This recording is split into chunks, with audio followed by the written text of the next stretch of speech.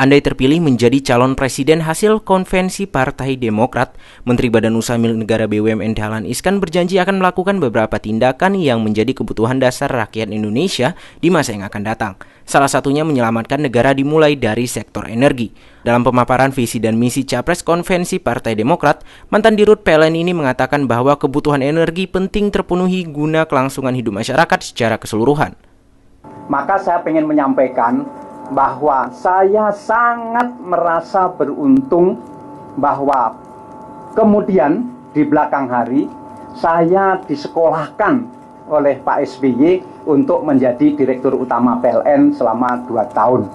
Kenapa saya merasa beruntung dan merasa disekolahkan? Karena dengan menjadi Direktur Utama PLN selama 2 tahun, saya mendapat kesempatan memahami masalah energi ini sejak soal yang sangat sepele sampai ke persoalan yang sangat mendasar. Dan saya merasa beruntung ketika diangkat menjadi Direktur Utama PLN, listrik Indonesia dalam keadaan yang sangat sulit. Dengan demikian maka saya langsung berhadapan dengan persoalan-persoalan yang sangat mendesak yang diperlukan oleh masyarakat saat itu, sehingga dari situlah di satu pihak saya mengatasi persoalan-persoalan listrik, persoalan-persoalan energi. Di lain pihak, saya bisa belajar banyak memahami masalah energi ini. Saya tahu bahwa energi itu bagi sebuah negara sama dengan bensin bagi sebuah kendaraan. Tidak ada energi tidak bisa jalan. Tidak ada energi tidak bisa bergerak. Karena itu negara-negara maju, saya tahu karena saya mendalami soal itu, negara-negara maju melakukan pencadangan energi itu luar biasa besarnya. Bahkan beberapa negara membeli minyak mentah itu tidak untuk dipakai. Mereka membeli minyak mentah untuk disimpan di dalam tanah. Jadi begitu harga minyak mentah baik, mereka membeli, tapi tidak untuk dipakai. Ditaruh di bawah tanah, kelak akan dipakai ketika negara itu sangat darurat memerlukan energi. Jadi negara akan bahaya kalau energi tidak tercukupi. Nah, tentu di masa lalu kita belum bisa memikirkan hal seperti itu.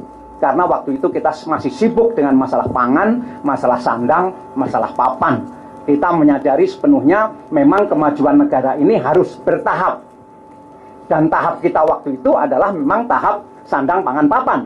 Tetapi dengan kemajuan pembangunan 10 tahun terakhir ini, orang boleh mencaci maki Pak SBY, orang boleh menghina Pak SBY, orang boleh merendahkan Pak SBY, tetapi tentu kita harus mengakui bahwa ekonomi 10 tahun ini maju pesat. Dan dengan itu maka kita mempunyai kesempatan untuk melangkah ke tahap berikutnya.